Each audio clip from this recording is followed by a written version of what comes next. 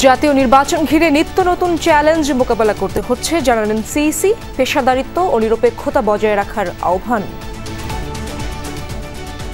দেশের তো নানাবিধ চ্যালেঞ্জেস তো ফিল্ডে আছে, সেটা challenges like abuse of AI, abuse of social media. দেশে উগ্রপন্থী রাজনীতি প্রতিষ্ঠার ষড়যন্ত্র চলছে আশঙ্কা বিএনপির। ইসির রোডম্যাপ কাঙ্ক্ষিত নির্বাচনের পথে অন্তরায় বলছে জামায়াত। প্রধান উপদেষ্টা তার ওয়াদা ভঙ্গ করে সংস্কারের চূড়ান্ত পর্যায়ে সিদ্ধান্তে পৌঁছার আগেই নির্বাচনের তারিখ ঘোষণা করছে। তার প্রতি গণতন্ত্র তাকে সরিয়ে দিয়ে একটা উগ্রবাদের রাজনীতিকে নিয়ে আসা বাংলাদেশে, এটাও বাংলাদেশের জন্য চরম ক্ষতিকর হবে। নির্বাচনে অংশ নিতে পারেন খালেদা জিয়া, যমুনাকে মির্জা ফখরুল। তারেক রহমানের দেশে ফেরার সাথে তফসিল বা পরিস্থিতির সম্পর্ক নেই। ছুটির দিনেও ডাকসু নির্বাচনের জমজমাট প্রচার। আচরণবিধি লঙ্ঘনের পাল্টাপাল্টি অভিযোগ চূড়ান্ত তালিকা প্রকাশের পর ডাকসুতে আনুষ্ঠানিক প্রচার শুরু। ঢাকার গণপরিবহন ব্যবস্থা ঢেলে সাজাতে সরকারের নতুন ঘোষণার পরও আশ্বস্ত নন যাত্রীরা। বিশৃঙ্খলায় লাভবান এক পক্ষ, বলছে সড়ক বিশেষজ্ঞ। যদি একই রুটে বা কয়েকটি রুটের আন্ডারে পুরো বাস সিস্টেম পরিচালনা করতে পারি, তখন রাষ্ট্র সেটা নিয়ন্ত্রণ করতে পারবে। রাষ্ট্র কিন্তু দেখা যায় ভালোটা ট্রাফিক ম্যানেজমেন্ট সিস্টেম দিতে পারবে, যেটা হয়তো অনেকেই চাচ্ছে না।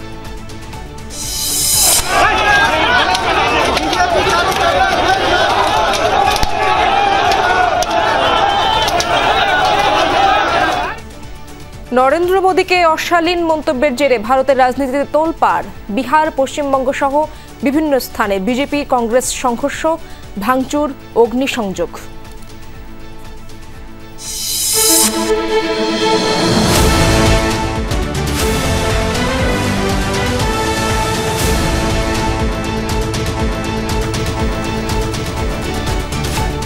আমন্ত্রণ সন্ধ্যার বাংলাদেশে, সঙ্গে আছি আমি ইশরাত জাহান।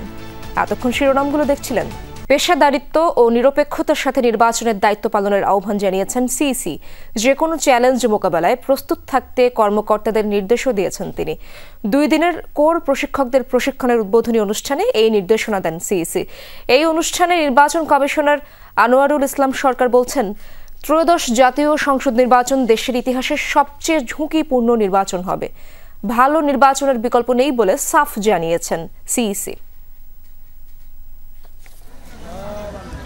এরই মধ্যে জাতীয় নির্বাচনের রোডম্যাপ ঘোষণা করেছে নির্বাচন কমিশন। ফেব্রুয়ারিতে ভোট করার প্রস্তুতি শুরু করেছে ইসি। বৃহস্পতিবার ঘোষণা করা হয় নির্বাচনের রোডম্যাপ। পরদিনই কোর প্রশিক্ষকদের প্রশিক্ষণ কর্মশালা। উদ্বোধনী অনুষ্ঠানে সিইসি ছাড়াও বাকি কমিশনাররা উপস্থিত ছিলেন। কমিশনার আবুল ফজল মোহাম্মদ সানাউল্লাহ বলেন, নির্বাচন খারাপ হওয়ার সুযোগ নেই, কারণ এবারের নির্বাচন ঘিরে প্রবাসীরাও উচ্ছ্বাস নিয়ে অপেক্ষা করছেন। নিরাপত্তা ইস্যুতে কথা বলেন ইসি আনোয়ারুল ইসলাম সরকারও। প্রায় 49,000-এর বেশি বুথের সংখ্যা কমানো হয়েছে, প্রায় 1.5 লক্ষ নির্বাচন কর্মকর্তা কমানো হয়েছে, তথা প্রায় 100 কোটি টাকা খরচ বাঁচানো হয়েছে। প্রতিটি স্তরে আমাদেরকে এই মিতব্যয়িতা নিশ্চিত করতে হবে। ত্রয়োদশ নির্বাচন বাংলাদেশের ইতিহাসে যতগুলো নির্বাচন হয়েছে সবচেয়ে বেশি ঝুঁকিপূর্ণ হবে, এতে কোনো সন্দেহ নেই। দেশমূলকভাবে কোনো কাজে জড়ান আপনাদেরকে কিন্তু ছাড়া হবে না। নির্বাচনী কর্মকর্তাদের প্রয়োজনীয় নির্দেশনা দেন কমিশনার তাহমিদা আহমদ ও আব্দুর রহমান আল মাসুদ। যদি এই নির্বাচন ভালো হয়, আপনাদের কাছে যাবে সেই সফলতা। কে কি চিন্তা করলো সেদিকে আপনার ভ্রুক্ষেপ করার কোনো প্রয়োজন নাই। প্রধান নির্বাচন কমিশনার বারবার জোর দেন পেশাদারিত্ব এবং নিরপেক্ষতার উপর। তিনি জানান, নানা চ্যালেঞ্জ মোকাবেলা করছে কমিশন। নিত্য নতুন চ্যালেঞ্জ আমাদেরকে মোকাবেলা করতে হচ্ছে এখন, যে চ্যালেঞ্জগুলো আগে ছিল না। এই ইলেকশন করতে গিয়ে আমাদের দেশের তো নানাবিধ চ্যালেঞ্জেস তো ফিল্ডে আছে, সেটা challenges like abuse of AI, abuse of social media, এটা তো ছিল না। শত চ্যালেঞ্জেও জাতিকে একটি ভালো নির্বাচন উপহার দেওয়ার বিকল্প নেই বলে মনে করেন সিইসি। তানভীর মৌসুম, যমুনা নিউজ, ঢাকা। উদারপন্থী রাজনীতির পরিবর্তে দেশে উগ্রপন্থী রাজনীতি প্রতিষ্ঠার ষড়যন্ত্র চলছে, যা বাংলাদেশের জন্য চরম ক্ষতিকর।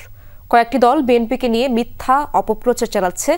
এমন অভিযোগ করেছেন বিএনপি মহাসচিব মির্জা ফখরুল ইসলাম আলমগীর। তিনি বলেন, নির্ধারিত সময় নির্বাচন না হলে দেশে আবারও ফ্যাসিবাদের উত্থান হবে। দেশ বিদেশে সেই অপচেষ্টা শুরু হয়েছে। প্রেস ক্লাবে সৈয়দ ফাতেমা সালামের রক্তাক্ত জুলাই গ্রন্থের মোড়ক উন্মোচন করেন বিএনপি মহাসচিব মির্জা ফখরুল ইসলাম আলমগীর। অনুষ্ঠানে রাজনীতি, নির্বাচন ও সমসাময়িক নানা বিষয়ে কথা বলেন তিনি। আজ থেকে না, বহু আগে থেকেই বিএনপি মহাসচিব বলেন, বর্তমানে রাজনৈতিক পরিস্থিতিতে নির্বাচন হবে কিনা সে আশঙ্কা আছে জনগণের মধ্যে। কোনোভাবেই দেশকে ব্যর্থ রাষ্ট্রে পরিণত হতে দিবে না বিএনপি। আজকে যদি নির্বাচন বন্ধ করা হয়, ফ্যাসিবাদের ফিরে আসার সম্ভাবনা অনেকবার, বিভিন্ন সময় অনেকেই চেষ্টা করছে এই ফ্যাসিবাদকে নিয়ে আবার কথা বলার জন্য, এবং বিদেশেও আপনার এটা নিয়ে কাজ হচ্ছে। মধ্যপন্থা রাজনীতি, উদারপন্থী রাজনীতি, উদারপন্থী গণতন্ত্র, তাকে সরিয়ে দিয়ে একটা উগ্রবাদের আপনার রাজনীতিকে নিয়ে আসা বাংলাদেশে, এটাও বাংলাদেশের জন্য চরম ক্ষতিকর হবে। আরেক অনুষ্ঠানে দলটির স্থায়ী কমিটির সদস্য ডাক্তার জাহিদ হোসেন আশা করেন, রোডম্যাপ ধরে তফসিলের পথে এগিয়ে যাবে ইসি। আগামীর বাংলাদেশ হিসাবে গড়ে তোলার জন্য দায়িত্ব পালন করবে। সেই দায়িত্ব প্রয়োগ করার ক্ষমতা কার আছে? ক্ষমতা হচ্ছে জনগণের। আর জনগণ এই দায়িত্ব দেওয়ার উপায় হচ্ছে একটি সুষ্ঠু অবাধ জাতীয় নির্বাচন। সেই নির্বাচনের যে রোডম্যাপ গতকালকে নির্বাচন কমিশন ঘোষণা করেছে, যুগোপযোগী খালি নয়, সময় উপযোগী এবং মানুষের চাহিদার সাথে সামঞ্জস্যপূর্ণ একটি পদক্ষেপ।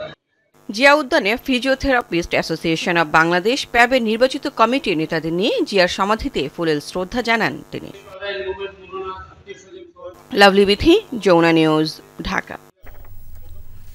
ইসি ঘোষিত রোডম্যাপ সুষ্ঠু নির্বাচন ভণ্ডুল করার নীল নকশা, এমন মন্তব্য করেছেন জামায়াতের নায়েবে আমির আব্দুল্লাহ মোহাম্মদ তাহের। তিনি বলেন, সংস্কার ও বিচারের আগে ভোটের ঘোষণা দিয়ে ওয়াদা ভঙ্গ করেছেন প্রধান উপদেষ্টা।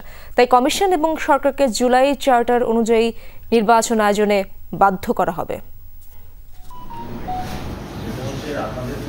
জাতীয় নির্বাচনকে সামনে রেখে কুমিল্লায় কর্মী সমাবেশের আয়োজন করে জামায়াতে ইসলামী। এতে যোগ দেন নায়েবে আমির ডক্টর সৈয়দ আব্দুল্লাহ মোহাম্মদ তাহের সহ কেন্দ্রীয় নেতারা। প্রধান অতিথির বক্তব্যে নায়েবে আমির বলেন, সংস্কার ও বিচারের আগে ভোটের ঘোষণা দিয়ে প্রধান উপদেষ্টা ওয়াদা ভঙ্গ করেছেন। প্রধান উপদেষ্টা তার ওয়াদা ভঙ্গ করে সংস্কারের চূড়ান্ত পর্যায়ে সিদ্ধান্তে পৌঁছার আগেই নির্বাচনের তারিখ ঘোষণা করছে। প্রচলিত ভোট পদ্ধতি কিংবা পিআরের মধ্যে যে কোনো একটি নির্ধারিত না হওয়া পর্যন্ত রোডম্যাপ ঘোষণা ইসির বড় ধরনের অপরাধ উল্লেখ করে তিনি বলেন, ইসির ঘোষিত রোডম্যাপ সুষ্ঠু একটি নির্বাচনকে ভণ্ডুল করা নীল নকশা। এই নির্বাচনের পথ নকশা একটি সুষ্ঠু নির্বাচন ভণ্ডুল করার জন্য একটি নীল নকশা। আগের ট্রেডিশনাল যে পদ্ধতি কনস্টিটিউয়েন্সি ওয়াইজ, আর আমরা নতুন বলেছি পিআর সিস্টেম। সুতরাং এই দুইটা পদ্ধতির ভিতরে যে কোনো একটি সেটেল না হওয়া পর্যন্ত একটি সিস্টেমে নির্বাচনের পথ নকশা ঘোষণা করাটা, এটা তাদের জন্য বড় ধরনের অপরাধ এবং অন্যায়। কমিশন এবং সরকারকে জুলাই চার্টারের মাধ্যমে আগামী নির্বাচন আয়োজনের জন্য বাধ্য করা হবে বলে ঘোষণা দেন জামাতের নেতা। আমরা এই নির্বাচন কমিশন সরকারকে বাধ্য করব। রাহিম সারোয়ার, যমুনা নিউজ। আসছে সংসদ নির্বাচনে অংশ নিতে পারেন বিএনপি চেয়ারপারসন খালেদা জিয়া। তিনি যেখান থেকেই লড়বেন, জিতবেন সেখানেই। সহকর্মী সাইফুদ্দিন রবিনের সঙ্গে আলাপে এমনই দৃঢ় বিশ্বাসের কথা জানালেন দলটির মহাসচিব মির্জা ফখরুল ইসলাম আলমগীর। তিনি জানান, যে কোনো সময় দেশে ফিরবেন ভারপ্রাপ্ত চেয়ারম্যান তারেক রহমান। তার ফেরার সঙ্গে সম্পর্ক নেই ভোটের তফসিল বা দেশের পরিস্থিতির। নির্বাচনের জোট গঠন প্রশ্নে মির্জা ফখরুলের উত্তর, রাজনৈতিক পরিস্থিতির ওপর এটি নির্ভরশীল। কারাবন্দী হন 2018 সালে। 6 বছর বন্দী জীবন কাটিয়ে খালেদা জিয়া মুক্ত হন 2024-এর অভ্যুত্থানের পর। এখনও দলের চেয়ারপারসন তিনি, যদিও শারীরিক অবস্থা সহ নানা প্রতিবন্ধকতায় দীর্ঘ সময় দূরে আছেন সক্রিয় রাজনীতি থেকে। অনেকের মনেই প্রশ্ন, ত্রয়োদশ সংসদে কি প্রার্থী হচ্ছেন খালেদা জিয়া? তাদের হয়ে আমরা জানতে চাই মহাসচিব মির্জা ফখরুল ইসলাম আলমগীরের কাছে, যদিও তার জবাব বেশ কৌশলী। করবেন না, এই কথা কি বলেছি আমরা? বলেছি নাকি? এটা তো তখন ডিসাইডেড হবে, এটা কি এখনই বলা যাবে? উনি তো যেখানে দাঁড়াবেন সেখানে জিতবেন। খালেদা জিয়ার প্রার্থিতার মতো ভারপ্রাপ্ত চেয়ারম্যান তারেক রহমানের দেশে ফেরা নিয়েও জানতে আগ্রহী লাখো কোটি নাগরিক। প্রত্যাবর্তন নিয়ে আলোচনা গুঞ্জনও আছে রাজনৈতিক মহলে। মহাসচিব বলছেন, তারেক রহমানের ফেরার সঙ্গে সম্পর্ক নেই নির্বাচনের তফসিলের। খুব শিগগিরই আশা করছি আমরা। নট নেসেসারিলি, এটা কালও আসতে পারেন, পরশু আসতে পারেন, এটা নির্ভর করছে তার নিজেকে গুছিয়ে নেওয়ার ব্যাপারটা। বক্তব্যে যতই উত্তাপ থাকুক, ফেব্রুয়ারিতে নির্বাচন ধরেই এগুচ্ছে রাজনৈতিক দলগুলো। এমন পরিস্থিতিতে নির্বাচনী জোট নিয়ে এখনো সিদ্ধান্ত হয়নি বলে জানান বিএনপি মহাসচিব। বলেন, তারা চান না সাজানো বিরোধী দল। আমরা কোনো সাজানো রাজনীতি করি না। আপনার যেটাকে আপনি বলতে চাচ্ছেন যে একটা অ্যালায়েন্স হবে কিনা নির্বাচনের পূর্বে, সেই ধরনের ব্যাপারটা এখনো আমরা সিদ্ধান্ত নেইনি। আর দ্বিতীয়ত হচ্ছে যে সাজানো অপোজিশন তৈরি করা, এটা আওয়ামী লীগের কাজ, এটা আমাদের কাছে না, আমরা তো বিশ্বাস করি না। দীর্ঘদিনের যুগপৎ আন্দোলনের মিত্রদের পাশাপাশি নতুন দল এনসিপির সঙ্গে জোটের কোনো সম্ভাবনা আছে কিনা এমন প্রশ্নের উত্তর দেন বিএনপি মহাসচিব। এটা নির্ভর করবে আপনার নির্বাচনের পূর্বে কিরকম রাজনৈতিক পরিস্থিতি থাকছে তার উপরে। এনসিপি কোন ধরনের যোগাযোগ করছে বা এনসিপির সঙ্গে আমাদের সব রাজনৈতিক দলের সঙ্গে যোগাযোগ আছে।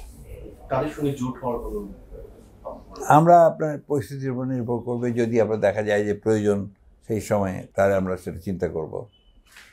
It depends on the situation at that time.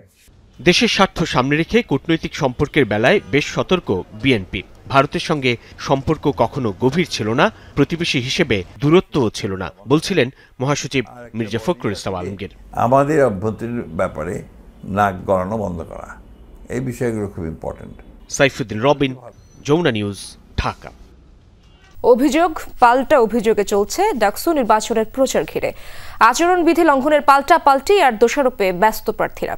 নির্বাচন কমিশনের নিরপেক্ষতা নিয়ে এরই মধ্যে প্রশ্ন তুলছেন কেউ কেউ। ভোটের দিন নিরপেক্ষতা বজায় না থাকলে ভোট বর্জনের আগাম ঘোষণা দিয়ে রেখেছেন কয়েক প্রার্থী। ছুটির দিনে ফাঁকা ক্যাম্পাস, দুপুর পর্যন্ত ঢিলেঢালাভাবে চলেছে প্রচারণা। হলগুলোতে শিক্ষার্থীদের সঙ্গে কুশল বিনিময় করেন হল সংসদের প্রার্থীরা। সবার থেকে শুনে আমি আমার যেই তাদের চাহিদা অনুযায়ী আমার ইশতেহার তৈরি করেছি। ঢাকা বিশ্ববিদ্যালয়ে প্রায় 40,000 স্টুডেন্ট আমরা আছি, সেই পরিমাণের তুলনায় আর্থিক কেন্দ্র অনেক কম হয়ে গিয়েছে। যেই কাজগুলোকে বাস্তবায়ন করতে পারবো বা আমাদের অ্যালামনাই থেকে যে কাজগুলোকে আমরা স্টুডেন্ট বান্ধব করে গড়ে তুলতে পারবো, সেই কাজগুলো নিয়ে আমি আমার ইশতেহার সাজিয়েছি। জুমার নামাজ শেষে প্রচারে নামেন কেন্দ্রীয় সংসদের প্রার্থীরাও। হলের বিভিন্ন মসজিদে নামাজ শেষে ভোটারদের সঙ্গে কুশল বিনিময় করেন তারা। আচরণবিধি লঙ্ঘন হলেও প্রশাসনের নীরবতা নিয়ে ক্ষোভ জানান এক ভিপি প্রার্থী। পক্ষপাতিত্ব হলে নির্বাচন থেকে সরে দাঁড়ানোর হুঁশিয়ারিও দিয়েছেন আরেক প্রার্থী। অনেকেই প্রভাব বিস্তার করছেন, যেমন আমরা দেখছি যে অনেকেই আচরণবিধি লঙ্ঘন করছেন, লাইব্রেরিতে চলে যাচ্ছেন, মধ্যরাতে প্রচারণা করছেন, অনেকেই ফেস্টুন লাগাচ্ছেন। এই যে বৈষম্যগুলো কিন্তু আমাদের ক্ষেত্রে অনেক বড় ধরনের আসলে পার্থক্য তৈরি করছে। আমরা যদি নিশ্চিত হয়ে যাই যে এটা আসলে স্ক্যাম, এখানে ভোটার টার্নআউট লো রেখে নির্দিষ্ট কিছু গোষ্ঠীকে জিতায় নিয়ে আসার চেষ্টা হচ্ছে, তাহলে আমরা এই নির্বাচনে অংশ থাকবো না। কিন্তু আমরা শেষ পর্যন্ত চেষ্টা করতে চাই, আমরা শেষ পর্যন্ত দাবি করার মধ্য দিয়ে আমাদের যে দাবিগুলো সেগুলো আদায় করার মধ্যে একটা সুষ্ঠু ডাকসু নিয়ে আসতে চাই। এ সময় ছাত্র দলের প্যানেলকে বিতর্কিত করতে বট আইডি দিয়ে নানা অপপ্রচার চালানোর অভিযোগ করেছেন ভিপি প্রার্থী আবিদুল ইসলাম খান। যাদের সাথে বৈঠক করেছে তারা তাদের পেজের নাম পরিবর্তন করে ফেলতেছে। বিশ্ববিদ্যালয় প্রশাসন নির্বাচন কমিশন কোনো ব্যবস্থা গ্রহণ করছে না। আর ওই যে পেজের অ্যাডমিন মডারেটর তারাও এই নির্বাচনের প্রার্থী। তো সব কিছু মিলিয়ে তো আমারও মনে হচ্ছে যে কাউকে না কাউকে হয়তো বা জিতিয়ে যাওয়ার অপচেষ্টা প্রশাসনেরও থাকতে পারে। আচরণবিধি লঙ্ঘনের অভিযোগ নিষ্পত্তিতে 7 সদস্যের টাস্ক ফোর্স গঠন করেছে নির্বাচন কমিশন। তবে প্রার্থীদের অভিযোগ, নিয়ম ভাঙলেও ব্যবস্থা নিচ্ছে না প্রশাসন। তাই নির্বাচনের সার্বিক ব্যবস্থা নিয়ে শঙ্কা জানিয়েছেন অনেকে। সুমাইয়া ঐশী, যমুনা নিউজ, ঢাকা। দর্শক, রিপোর্টে যেমনটা দেখছিলাম, ডাকসু নির্বাচনের প্রচারণা ঘিরে ক্যাম্পাসের আরও খবরাখবর জানবো। ঢাকা বিশ্ববিদ্যালয়ে যেতে চাই আমার সহকর্মী রেদওয়ান আহমেদ সেখানে রয়েছেন। রেদওয়ান, ভিপি প্রার্থীরা কে কোথায় প্রচারণা চালাচ্ছেন, আচরণবিধি লঙ্ঘনের কোনো খবর কি পেয়েছেন কিনা, লিখিত অভিযোগ কি কমিশনে জমা পড়েছে কিনা?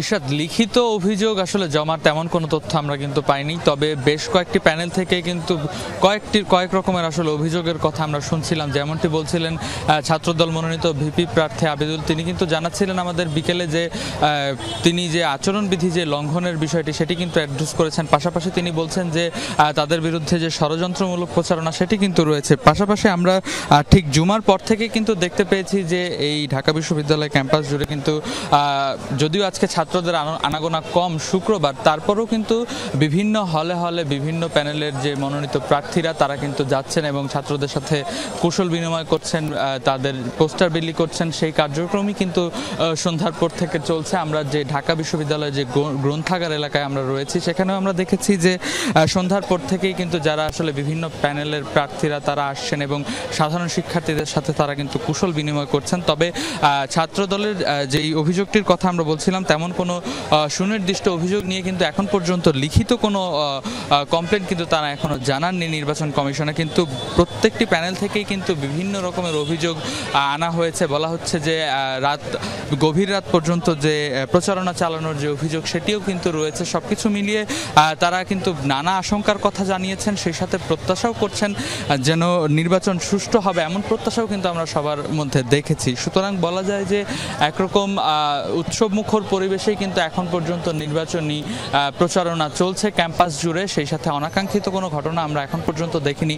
আমরা দেখেছি যারা আসলে এই ভিপি কিংবা জিএস প্রার্থীরা রয়েছেন তারা কিন্তু বিভিন্ন সংবাদ মাধ্যমের সাথে তারা কথা বলে কিন্তু তাদের এই যে মূল্যবান সময় সেগুলো পার করছেন। সুতরাং বলা যায় যে নির্বাচনী পরিবেশ, নির্বাচনের দিন যতই ঘনিয়ে আসছে আসলে ক্যাম্পাসে কিন্তু যেই নির্বাচনের আবহ সেটি কিন্তু শিক্ষার্থীদের মাঝে খুবই সুস্পষ্টভাবেই ফুটে উঠছে। ধন্যবাদ আপনাকে রেদওয়ান। জাকসু নির্বাচনে 179 জনের মনোনয়নপত্রকে বৈধতা দিয়ে চূড়ান্ত প্রার্থী তালিকা প্রকাশ করেছে নির্বাচন কমিশন। এরই মধ্যে আনুষ্ঠানিকভাবে প্রচার শুরু করেছে প্রার্থীরা। বিকেলে তালিকা প্রকাশের পর নির্বাচন কমিশন জানায় এবার জাকসুতে ভিপি পদে লড়ছেন 10 জন, জিএস পদে 9 জন আছেন প্রার্থিতায়।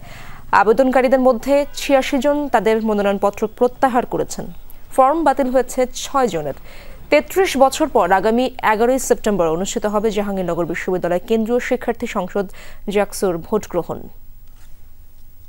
কেন্দ্রীয় শিক্ষার্থী সংসদ নির্বাচনের জন্য 179 জন প্রার্থীর মনোনয়নপত্র চূড়ান্তকরণ করা হয়েছে। একাধিক পদে ছিলেন, সেজন্য 6 জনের প্রার্থিতা বাতিল হয়েছে। সহসভাপতি প্রার্থী হিসেবে চূড়ান্তকরণ করা হয়েছে 10 জন প্রার্থী। 35 বছর পর হতে যাচ্ছে চট্টগ্রাম বিশ্ববিদ্যালয়ের ছাত্র ও হল সংসদ নির্বাচন। আগামী 12 অক্টোবর ভোট গ্রহণ। তফসিল ঘোষণার পর থেকে উৎসবের আমেজ বিশ্ববিদ্যালয় জুড়ে। গঠনতন্ত্র সংশোধন করে নির্ধারিত সময়ে নির্বাচন সম্পন্ন করার দাবি সাধারণ শিক্ষার্থীদের।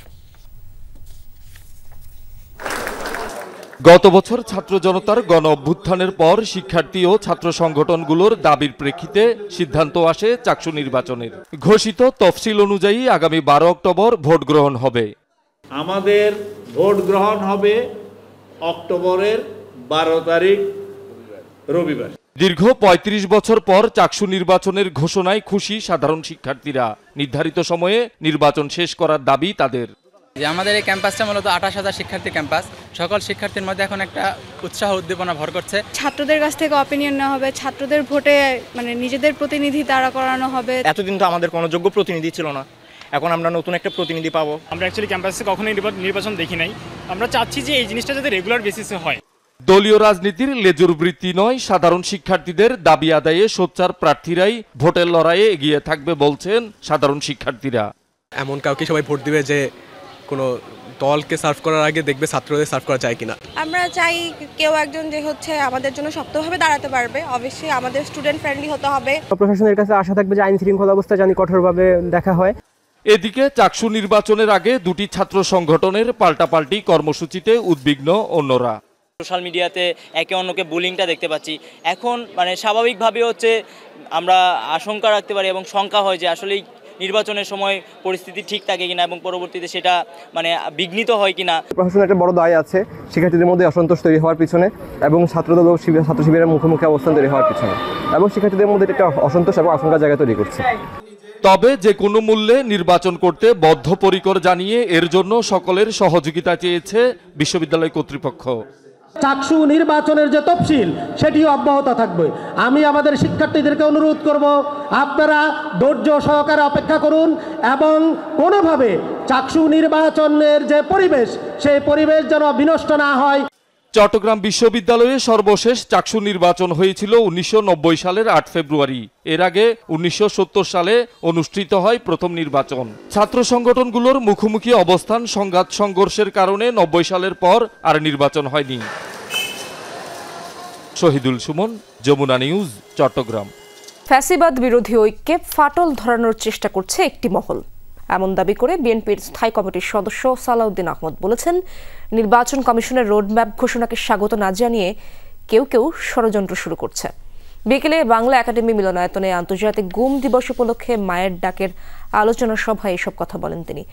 সালাউদ্দিন আহমেদ আরও বলেন, গুমের শিকার 350 জন এখনও ফেরত আসেনি। সুষ্ঠু নির্বাচনের মাধ্যমে জনপ্রতিনিধি নির্বাচিত হলে জবাবদিহিতার সংস্কৃতি তৈরি হবে, কিন্তু ষড়যন্ত্রের অংশ হিসেবে একটি গোষ্ঠী নির্বাচন নিয়ে দ্বিমত পোষণ করছে। দেশ ও জনগণের কল্যাণে কাজ করতে সকলকে ঐক্যবদ্ধ থাকার আহ্বান জানান বিএনপির এই নেতা।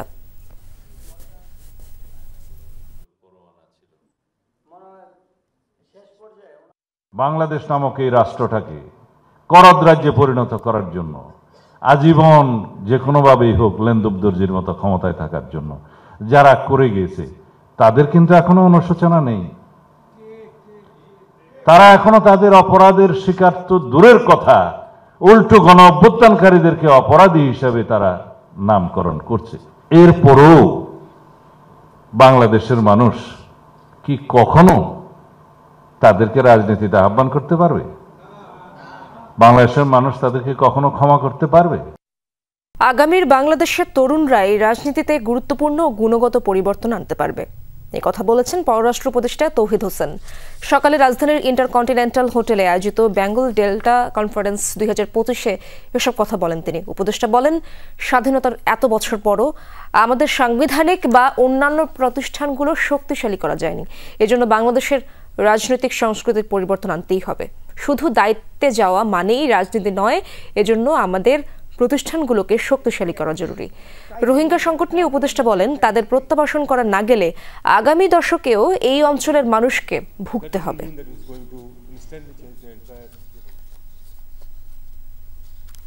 The politics is still in the hands of our generation of politicians.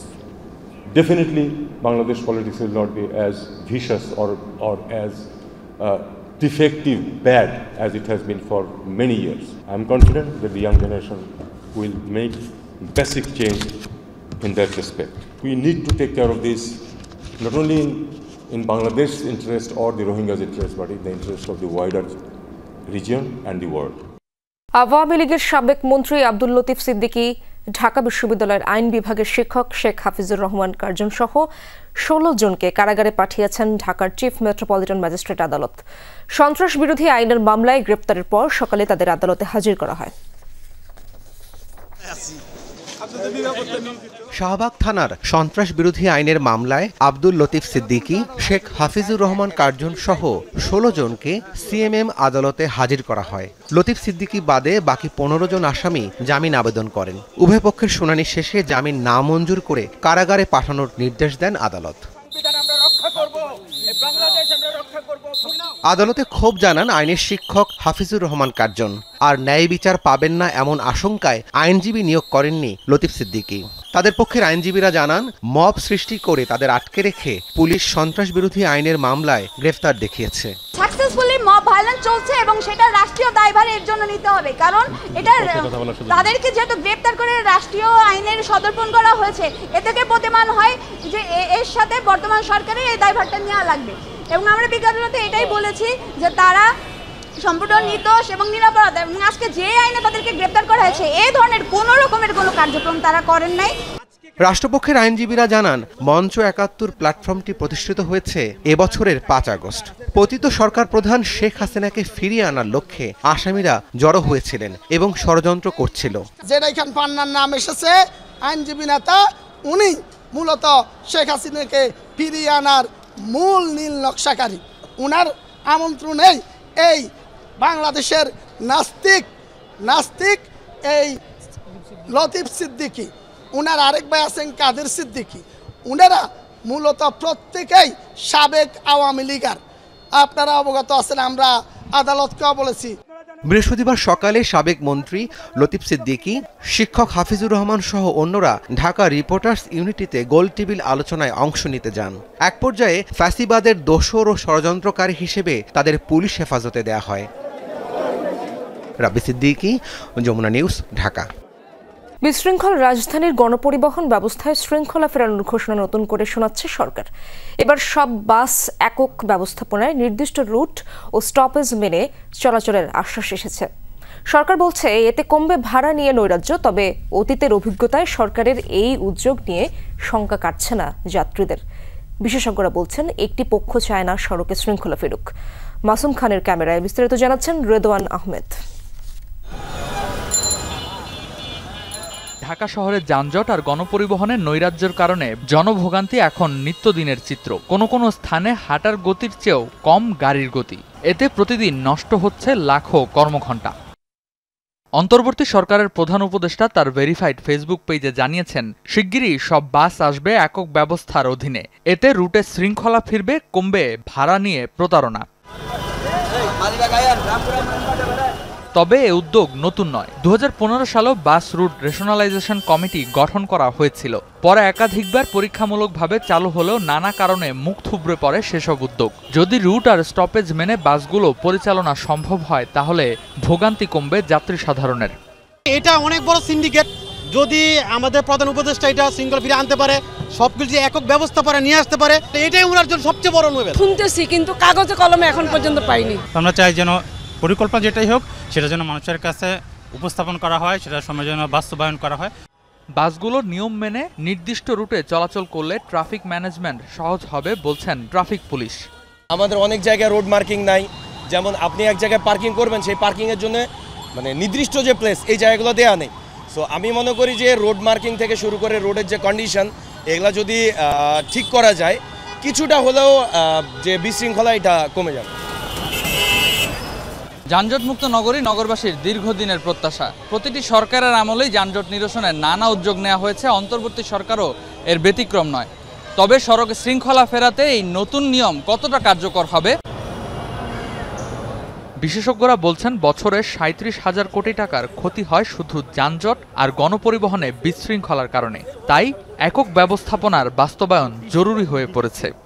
দেখা যাচ্ছে যখন শৃঙ্খলিত হয়ে যাবে, যদি একই রুটে বা কয়েকটা রুটের আন্ডারে পুরো বাস সিস্টেম পরিচালনা করতে পারি, তখন দেখা যাবে যে আসলে স্পেসিফিক করে কোনো যে নেতৃত্ব বা কোনো স্পেসিফিক আরও ক্ষমতা থাকবে না, বরং রাষ্ট্র সেটা নিয়ন্ত্রণ করতে পারবে। রাষ্ট্র কিন্তু দেখা যায় ভালোটা ট্রাফিক ম্যানেজমেন্ট সিস্টেম দিতে পারবে, যেটা হয়তো অনেকেই চাচ্ছে না। যাত্রী থেকে ট্রাফিক পুলিশ সবাই পরিবর্তনের আশায় থাকলেও বাস্তবায়ন নিয়ে রয়ে গেছে শঙ্কা। নিয়ন্ত্রণটা এমনভাবে তারা পরিকল্পনায় বা নীতিতে আনবে সেটা চাইতে পারে, কিন্তু এক্ষুনি যে হবে বা করবে আমি তো এটা বুঝতেছি না কীভাবে হবে, বা আপনি বুঝেন কি না। যে এখন তো বিশৃঙ্খল এককভাবে, বা মনে করেন যে শহরের কথাই বলি, 100টা কোম্পানি চলতেছে।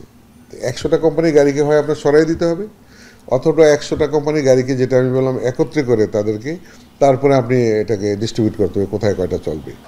চালক, হেলপার কিংবা যাত্রী কেউই নিশ্চিত নন নতুন এই পরিবহন ব্যবস্থার ভবিষ্যৎ নিয়ে। সবারই প্রশ্ন, এবারের নিয়ম আসলেই কতদিন টিকবে, কিংবা আদৌ এর বাস্তবায়ন হবে কিনা।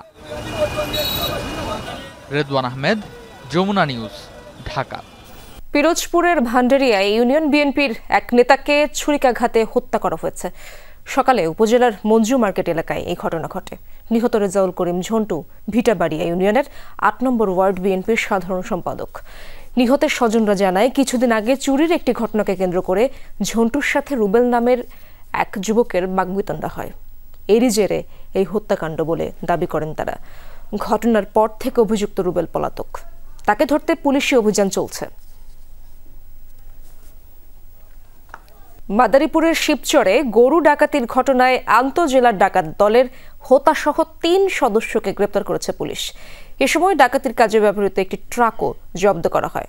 পুলিশ জানায়, গত 13ই আগস্ট রাতে পাবনার ব্যবসায়ী আমির 2টি গরু নিয়ে শিবচর যাচ্ছিল। পথে 8 থেকে 10 জনের ডাকাত দল তাদের উপর হামলা চালায়, ছিনিয়ে নেয় পশুগুলো।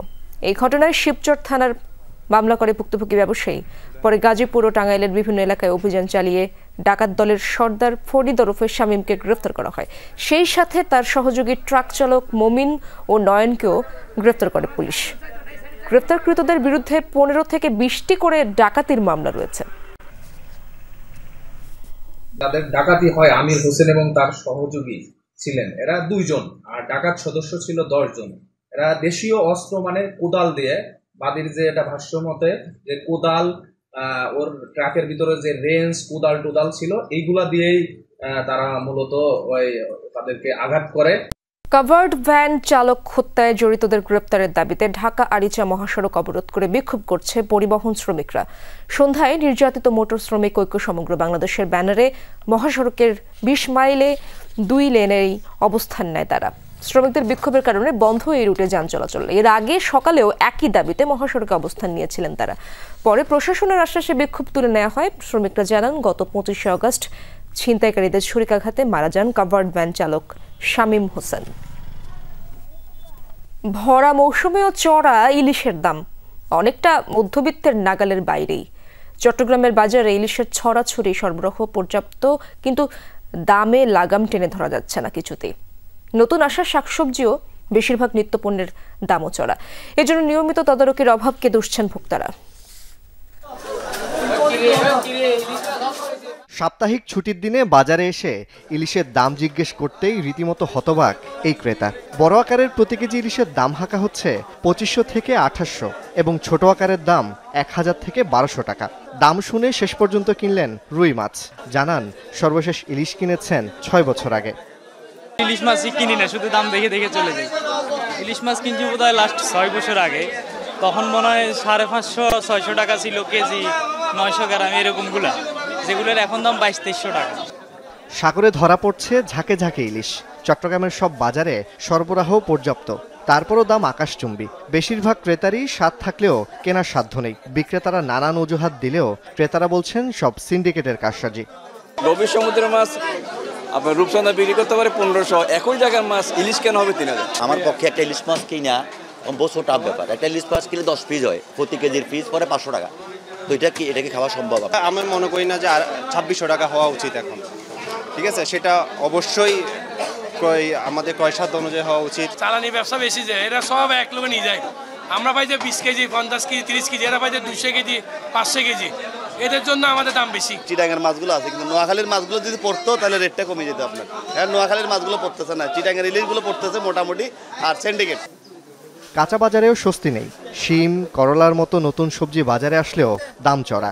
80 থেকে 100 টাকার নিচে মিলছে না বেশিরভাগ সবজি। এমন ঊর্ধ্বগতির কারণে হিমশিম অবস্থা সাধারণ মানুষের। বর্তমান যে সময় যে আয় ব্যয় হিসেবে মিলাতে পারতেছে না, আসলে এটা ক্রয়ের বাইরে। বর্ষাকাল সবজি কম, বৃষ্টির কারণে ক্ষতিগ্রস্ত হয়েছে, সেই কারণে একটু কম দামও বাড়ছে। বর্ষার কারণে বাড়ছে, স্বাধীনকে বর্ষা, সেই জন্য তো বাড়ছে। আর তো সবজি একেবারে কম থাকতো। অস্বাভাবিক মূল্যবৃদ্ধির কারণ হিসেবে বাজার তদারকির অভাবকে দুষছেন ক্রেতারা। সবকিছু দাম বেশি একটু মনে হচ্ছে, তদারকি করলে মনে হয় ভালো হয়। কোনো রকম নির্ধারিত কোনো কিছুই নাই, কোনো মনিটরিং বা একটা নির্ধারিত দর করে দেওয়া, কোনো ফাইন জরিমানা শাস্তি কিছুই নাই। মধ্যস্বত্বভোগী এবং আপনার মাঝখানে যারা হ্যান্ডলিং করে তারাই আপনার এটার জন্য মূল দায়ী। ক্যারিং চার্জ হইল মূল দায়ী। জোবায়েত ইবনে শাহাদাত, যমুনা নিউজ, চট্টগ্রাম। প্রধানমন্ত্রী নরেন্দ্র মোদীকে মন্তব্যের জেরে তোলপাড় চলছে ভারতের রাজনীতিতে। অভিযোগ উঠেছে, বিহারে কংগ্রেসের ভোটার অধিকার যাত্রা সমাবেশে দেয়া ভাষণে দলটির এক কর্মী মোদীকে উদ্দেশ্য করে অশালীন মন্তব্য করেন। এই ঘটনায় বিহার, পশ্চিমবঙ্গ সহ বিভিন্ন স্থানে কংগ্রেসের কার্যালয়ে হামলা চালায় বিজেপি। ভাঙচুর, আগুন দেয়া হয় বিভিন্ন স্থানে। যদিও কংগ্রেসের দাবি, ভোটার অধিকার যাত্রা সমাবেশকে বিতর্কিত করতেই এমন পরিকল্পনা করেছে বিজেপি। প্রধানমন্ত্রী নরেন্দ্র মোদীকে অশালীন মন্তব্যের প্রতিবাদে বিহারের পাটনায় কংগ্রেস কার্যালয়ের সামনে জড়ো হয় বিজেপির নেতাকর্মীরা। সেখানে বিক্ষোভ সমাবেশের প্রস্তুতি নিতেই বাধা দেয় কংগ্রেসের সদস্যরা। এ সময় দুপক্ষে চলে ব্যাপক সংঘর্ষ। ধাওয়া পাল্টা ধাওয়া হয় দুপক্ষের মধ্যে। ভাঙচুর এবং আগুন দেওয়া হয় বিভিন্ন স্থানে। একই চিত্র পশ্চিমবঙ্গ সহ ভারতের বিভিন্ন স্থানে। গেল মঙ্গলবার বিহারের দরভাঙ্গায় ছিল কংগ্রেসের ভোটার অধিকার যাত্রা সমাবেশ। সেখানে ভাষণ দেওয়ার সময় কংগ্রেসের এক কর্মী প্রধানমন্ত্রী নরেন্দ্র মোদীর উদ্দেশ্যে অশালীন মন্তব্য করেন। তবে কংগ্রেসের কেন্দ্রীয় নেতাদের কেউই তখন মঞ্চে উপস্থিত ছিলেন না। তারই প্রতিক্রিয়া চলছে তোলপাড়। এই ঘটনায় কংগ্রেস নেতা রাহুল গান্ধীকে ক্ষমা চাওয়ার দাবি উঠেছে। রাহুল গান্ধীর যদি ন্যূনতম লজ্জা শরম থাকে তাহলে তিনি জাতির উদ্দেশ্যে ক্ষমা চাইবেন। কংগ্রেসের পক্ষ থেকে প্রধানমন্ত্রী এবং তার মাকে উদ্দেশ্য করে অশালীন মন্তব্য কোনোভাবেই গ্রহণযোগ্য নয়। তবে কংগ্রেস বলছে আলোচিত ভোটার অধিকার যাত্রা কর্মসূচির কারণে ফাঁস হয়ে যাচ্ছে বিজেপির ভোট চুরির ঘটনা। তাই কর্মসূচিকে বিতর্কিত করতে নিজেদের কর্মীদের দিয়ে গালিগালাজ করা হয়েছে মোদীকে। এই মন্তব্য বিজেপির এজেন্টরাই করেছে। তারা একটি ইস্যু তৈরি করতে চায় যাতে এই কর্মসূচি নিয়ে বিতর্ক তৈরি হয়। এদিকে ঘটনার সাথে অভিযুক্ত ব্যক্তিকে আটক করা হয়েছে বলে জানিয়েছে বিহার পুলিশ। মীর মুশফিকা হাসান, যমুনা নিউজ। এবার থাইল্যান্ডের প্রধানমন্ত্রী পেতংতার্ন সিনওয়াত্রাকে প্রধানমন্ত্রীর পদ থেকে অপসারণ করেছেন দেশটির সাংবিধানিক আদালত। শুক্রবার নৈতিকতা লঙ্ঘনের অভিযোগ তুলে এই সিদ্ধান্ত নেওয়া হয়েছে।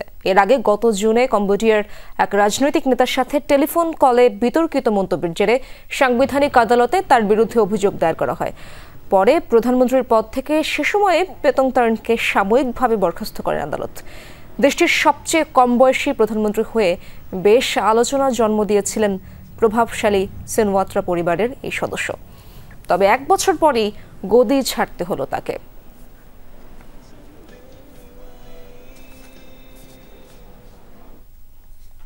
দর্শক, এই ছিল আজকের সন্ধ্যার বাংলাদেশের আয়োজনে। এতক্ষণ যারা সঙ্গে ছিলেন সবাইকে ধন্যবাদ।